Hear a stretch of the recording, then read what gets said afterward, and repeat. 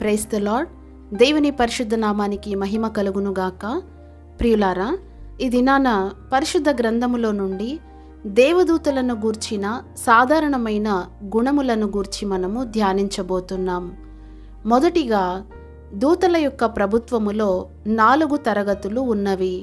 అవేవనగా సింహాసనములు, ప్రభుత్వములు, ప్రధానులు, అధికారములు. కొలసీలకు రాసిన పత్రిక 1వ అధ్యాయం 16వ వచనము.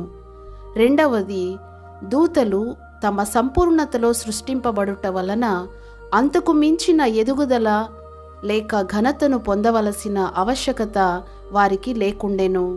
అయినప్పటికీ దేవదూతల కంటే కొంచెము తక్కువ వానిగా సృష్టింపబడిన మనుష్యుడు ఎదిగి క్రీస్తు యొక్క సంపూర్ణతను పొందగలవాడై ఉన్నాడు.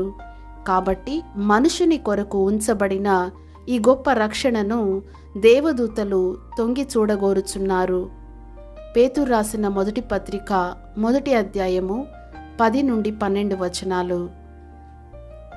మూడవది, దూతలకు బాహ్యమైన మహిమ కలదు.